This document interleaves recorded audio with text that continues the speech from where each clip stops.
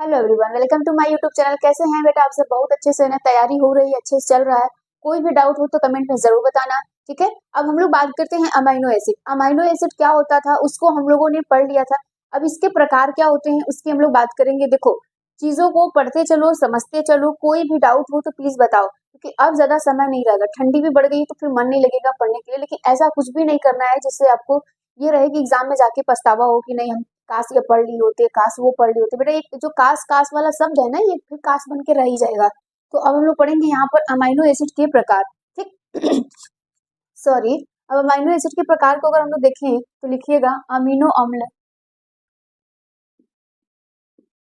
Amino अम्ल के प्रकार, ये मोस्टली 3 प्रकार के होते हैं, ठीक है। ये कितने होते हैं बेटा?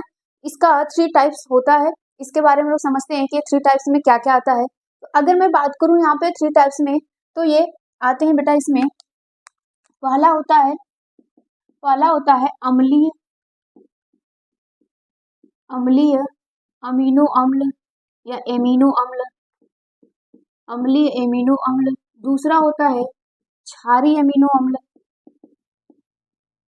क्षारीय एमिनो अम्ल।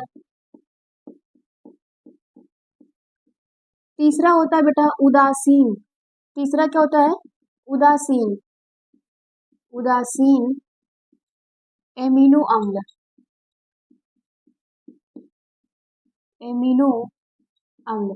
क्लियर हो रहा है? क्या बातें समझ में आ रही है कि नहीं? अब देखो, ये 3 प्रकार के होते हैं, तो मैम इसको पहचानेंगे कैसे?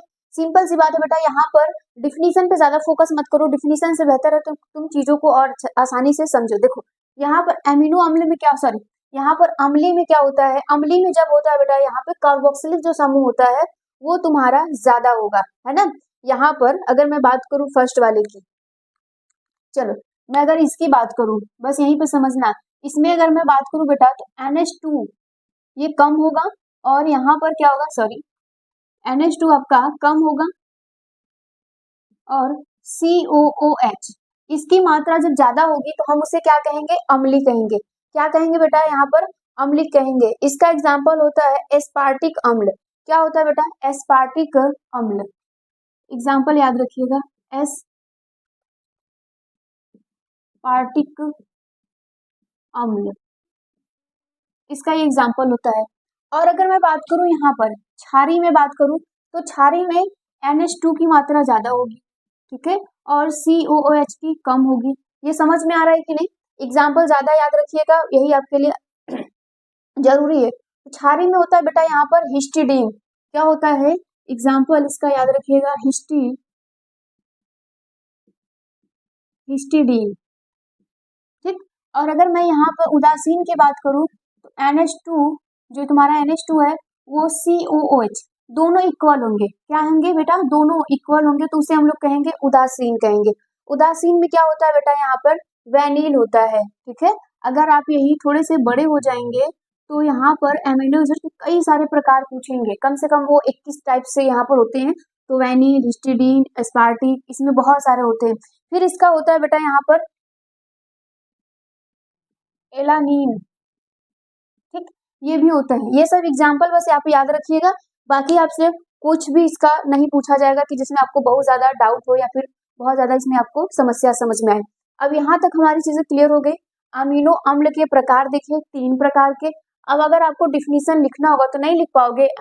आप बोलोगे कि अम्लीय अमीनो अम्ल वो होते हैं जिसमें OH समूह की मात्रा ज्यादा होती है, ठीक। उसका एग्जाम्पल लिख लेना। इसमें भी वही चीज है, जिसमें क्या होगा बेटा? NH2 की मात्रा ज्यादा होगी, उसमें हिस्टिडीन आता है, और जहां पे दोनों बराबर बराबर होंगे उस उसको हम लोग क्या कहेंगे? उदासीन अमीनो अम्ल कहेंगे। क्लियर हो रहा है?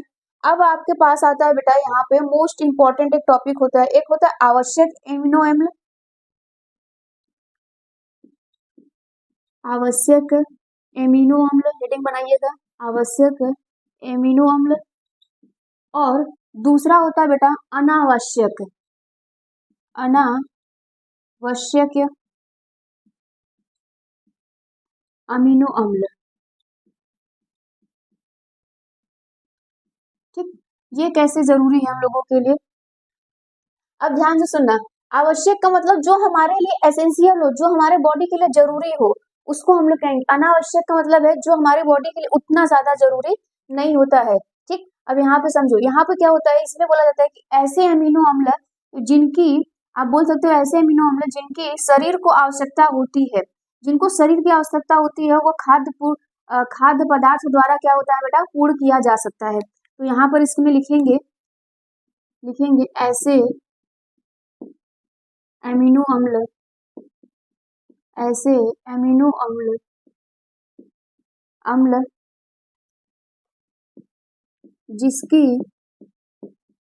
जिसकी शरीर को आवश्यक होती है, आवश्यकता होती है तथा वो खाद्य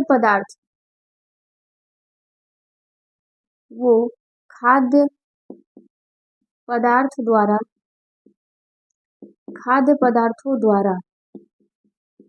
द्वारा पूर्ण किया जाता है। ठीक है, खाद्य पदार्थों द्वारा पूर्ण किया जाता है, उसे हम लोग क्या कहते हैं बेटा, यहाँ पर आवश्यक एमिनो अम्ल, इसेंशियल कहते हैं। इसमें होता है बेटा ल्यूसीन, ठीक, इसमें होता है ल्यूसीन, फिर आइसोल्यूसीन,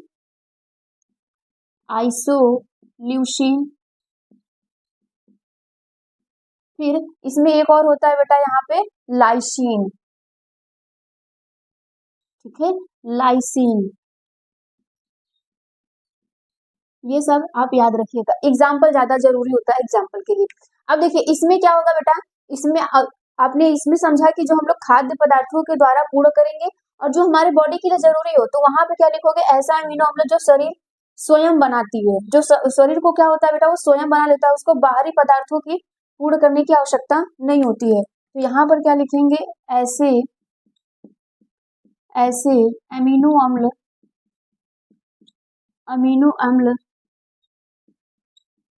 जिसको शरीर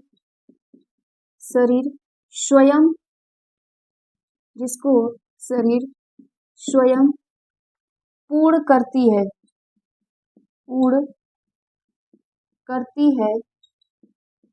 तथा उसको बाहरी खाद्य पदार्थों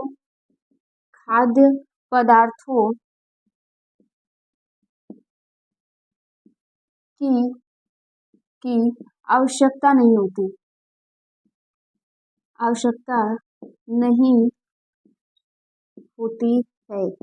है ना, जिसमें बोला जा रहा है बेटा कि शरीर अपना वो खुद ही बना लेता है, उसको बाहर से लेने की जरूरत हमें नहीं पड़ती। और इसमें क्या होता है, हमारी बॉडी नहीं बना पाती है, हम इसे खाने के जरिए, किसी भी चीज के जरिए इसको बाहर से इनटेक करते हैं।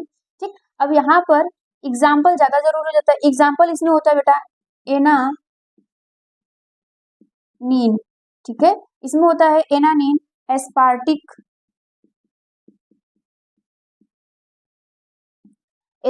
अम्ल होता है, एस्पार्टिक अम्ल, और दूसरा यहाँ पर होता है नेक्स्ट ग्लूमैटिक, है ना, ग्लूटैमिक होता है, ग्लूटैमिक अम्ल। ये सब अम्लों के नाम है, जब यही आप हायर क्लास में चले जाओगे तो आप तरह तरह के अम्लों के बारे में डिटेल में पढ़ोगे। यहाँ तक इसको नोट कर लीजिए। चलिए नेक्स्ट की हम लोग बात करते हैं बेटा, यहाँ पे प्रोटीन की संरचना, हेडिंग बनाइएगा, प्रोटीन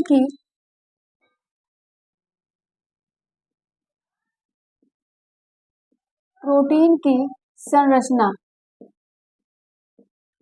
अगर बेटा हम प्रोटीन की संरचना की बात करें तो ये 4 तरह की होती हैं, ठीक है, और हम लोगों को बेसिकली 3 तरह के ज्यादा पढ़ने होते हैं, जो चौथा है उसको नहीं, लेकिन फिर भी हम यहाँ पे पढ़ा देते हैं कि अगर एग्जाम में आ जाएगा, आप पढ़े रहोगे तो उसको कर ले जाओगे आसानी से। ठीक, चलो अब अगर मैं बात करूं यहाँ पे, तो इसमें होता क्या है बेटा, पहले होता है प्राथमिक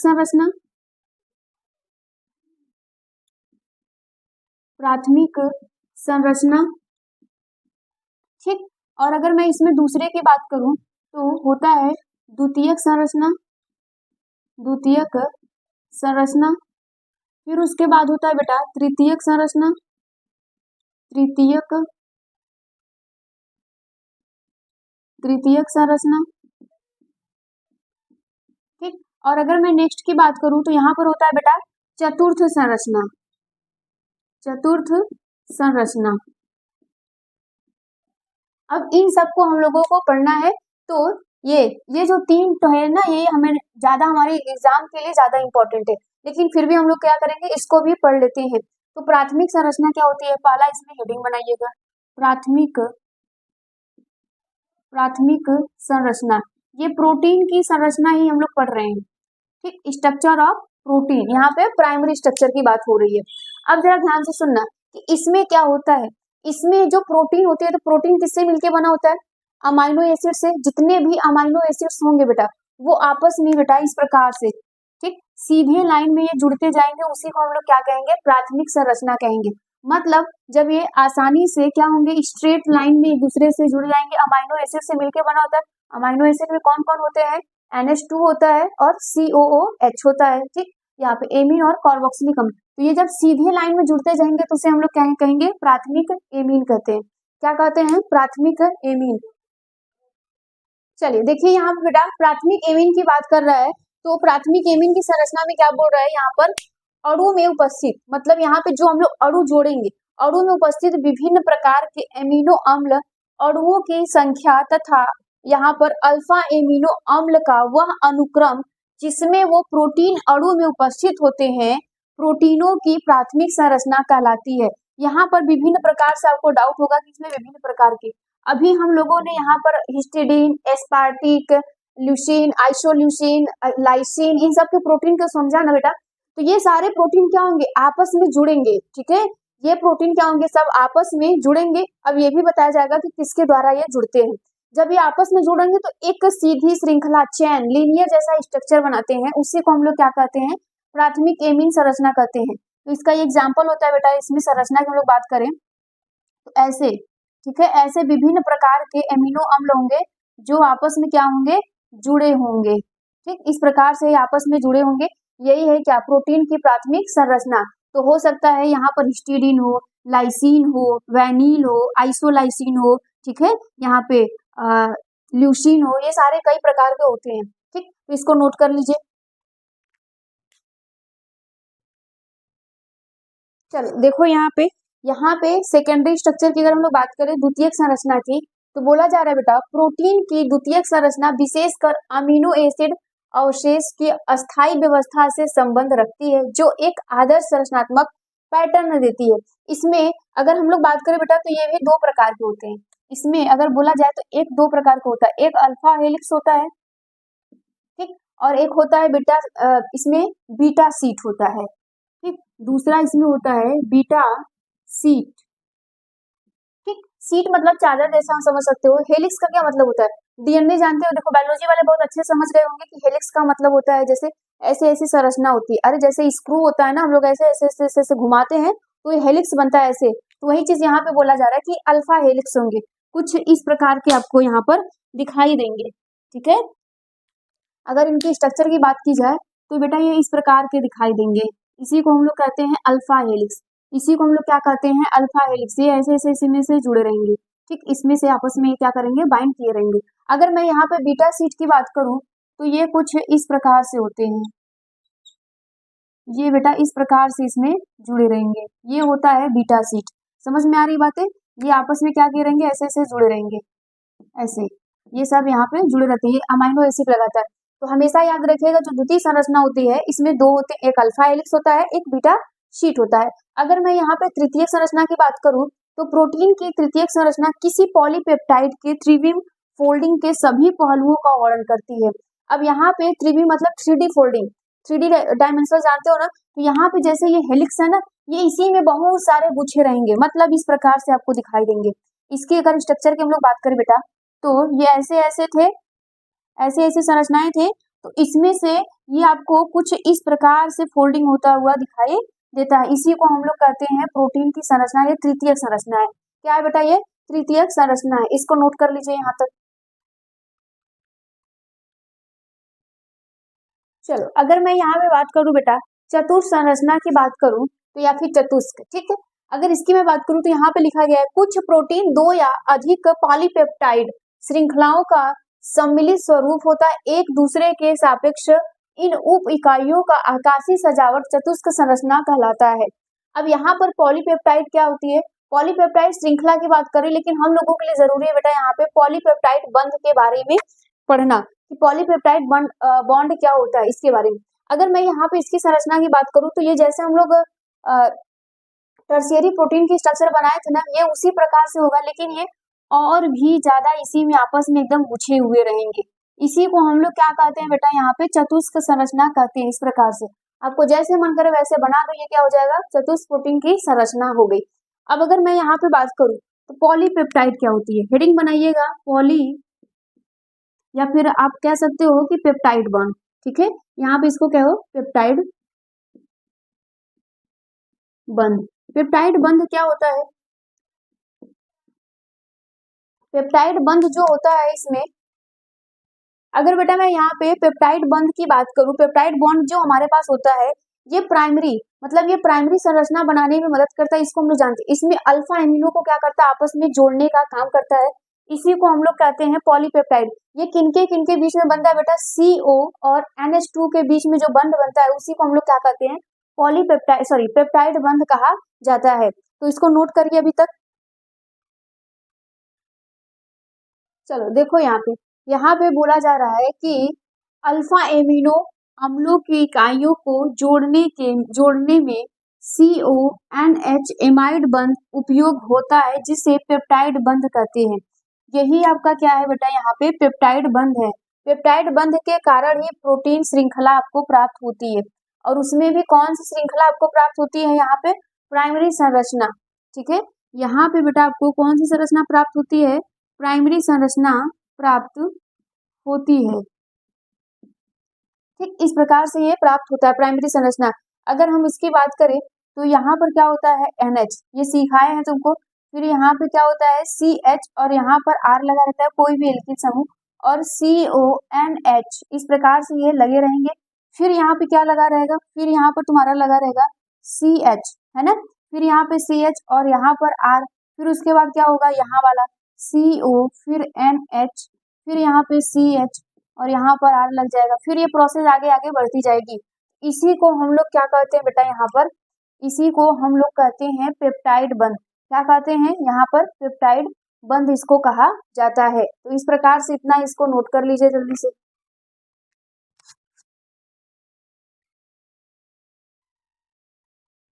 चलो अब अगर मैं नेक्स्ट टॉपिक की बात करूं अपने, तो हमारा आता है बेटा प्रोटीन का डीनेचुरेशन, मतलब यहाँ पे प्रोटीन की विकृतीकरण। विकृतीकरण का मतलब होता है खराब होना। तो यहाँ पे क्या होता है, यहाँ पे जैसे फॉर एग्जाम्पल के लिए अंडा खाते हो, अगर अंडा खाते हो तो पहले क्या करते हो बॉयल करते हो, ठीक है, एग को जब हम बेटा बॉयल करते हैं तो उसमें जो स्ट्रक्चर होता है ना, उसमें एक योक होता है, एक एल्बुमिन होती है। योक जो होता है वो फैट होता है, एल्बुमिन जो होती है वो प्रोटीन होती है, ठीक। उसमें क्या होता है बेटा, उसमें आप सेकेंडरी प्रोटीन होता है और टर्शियरी प्रोटीन, उसका स्ट्रक्चर सेकेंडरी प्रोटीन का होता है और टर्शियरी स्ट्रक्चर का। जब उसको हम लोग टेम्परेचर देते हैं, बॉयल करने के लिए टेम्परेचर देते हैं, जब टेम्परेचर देते हैं तो उसका पीएच क्या हो जाता है, चेंज हो जाता है। देखो पीएच सब लोग 10th में पढ़े हो, क्या होता है कैसे होता है बहुत अच्छे से जानते हो, ठीक। तो इसके बारे में पीएच के बारे में लोग बहुत डेप्थ में नहीं बात करेंगे। तो पीएच उसका जब चेंज हो जाता है तो वो प्रोटीन टूट जाता है। जब वो टूटता है बेटा तो वो सरल प्रोटीन में चेंज हो जाता है, मतलब वो प्राथमिक प्रोटीन के स्ट्रक्चर में चल जाता है। उसी को हम लोग कहते हैं प्रोटीन का विकृतीकरण। मतलब सिंपल सी बात है, प्रोटीन को क्या कर देना, जो उसका एक्चुअल स्ट्रक्चर है उसको ब्रेक डाउन करके उसको सिंपलर फॉर्म में ला देना, मतलब प्राइमरी स्ट्रक्चर उसको दे देना। उसी को हम लोग क्या कहते हैं प्रोटीन का डीनेचुरेशन, है ना, ठीक है। तो ये इतनी बातें समझ में आनी चाहिए। ये सब क्वेश्चंस कई बार पूछे जाते हैं, तो ये सब छोटी छोटी चीजें हैं जो आपको आना चाहिए। तो हेडिंग क्या बनाओगे यहाँ पर, हेडिंग बनाना प्रोटीन का विकृतीकरण, प्रोटीन का विकृतीकरण, डीनेचुरेशन होता है, मतलब उसके नेचर को चेंज कर देना, उसकी प्रकृति को ही क्या कर देना, चेंज कर देना। तो यहाँ पर क्या होता है, प्रोटीन की जटिल संरचना, जो प्रोटीन की जटिल संरचना होती है बेटा, इसमें लिखिएगा प्रोटीन प्रोटीन की जटिल संरचना, प्रोटीन की जटिल संरचना या फिर प्रोटीन की जटिल संरचनाएं ब्रैकेट में यहाँ पे द्वितीयक एवं तृतीयक, ठीक, द्वितीयक एवं तृतीयक प्रोटीन की जटिल संरचना पीएच है ना, यहाँ पे पीएच का मान, पीएच का मान व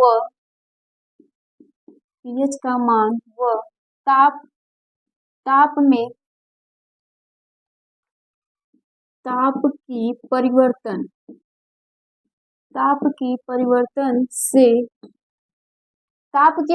से बेटा आपको क्या प्राप्त होता है? सरल संरचना प्राप्त होती है। ताप की परिवर्तन से सरल संरचना, ठीक, सरल संरचना तो इसमें क्या हो जाएगा? प्राथमिक, ठीक, प्राथमिक में बदल जाती है, ठीक, बदल जाती है। इसे प्रोटीन का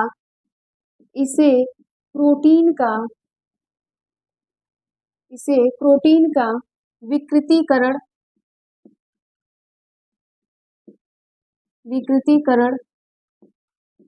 कहते हैं। क्लियर हो रहा है यहाँ तक? बातें समझ में आ रही है ना? इसमें प्रोटीन का क्या कहा जाता है बेटा? विकृतीकरण कहा जाता है। फॉर एग्जाम्पल के लिए हम लोग क्या समझते हैं? एग, अंडा, ठीक, इसको सब जानते हो। इसमें क्या होता है? हम लोग जब अंडा को बॉयल करके खाते हैं तो क्या होता है? हम लोग प्रोटीन का डिनेचुरेशन करते हैं। क्या करते हैं? पहले प्रोटीन का डिनेचुरेशन करते हैं, फिर उसके बाद हम लोग उसको खाते हैं। तो यहाँ तक ये सारी चीजें आपको समझ में आ रही होगी, कोई दिक्कत नहीं है ना? अब हम लोग बात करेंगे बेटा यहाँ पर न्यूक्लिक अम्ल, ठीक है, न्यूक्लिक एसिड की अगर मैं बात करूं यहाँ पे,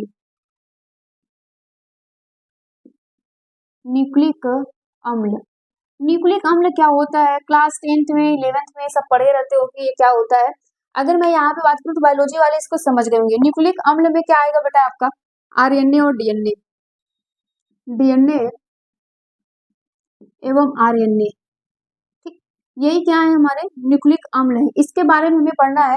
तो यहाँ पे न्यूक्लिक अम्ल क्या होता है बेटा? वे जैव अणु जो आनुवांशिक, ठीक है, आनुवांशिक लक्षणों के प्रति अस्थायी होते हैं। मतलब आनुवांशिक लक्षण जो हमारा कैरेक्टर होता है उसको क्या करते हैं? एक जनरेशन से दूसरे जनरेशन में ट्रांसफर करते हैं। उसी से हम लोग कहते हैं डीएनए आरएनए जैसे समझते हैं, उसी को हम लोग क्या कहते हैं? न्यूक्लिक अम्ल कहते हैं। इसकी एक छोटी सी इकाई को हम लोग क्या कहते हैं? न्यूक्लियोटाइड्स कहते हैं। क्या कहते हैं बेटा? न्यूक्लियोटाइड्स, जिन चीजों से ये मिलकर बना है, ठीक। तो आज के लिए इतना ही रहने देते हैं इसको। अगर कोई भी दिक्कत होगा बेटा तो कमेंट में जरूर बताइएगा। Thank you.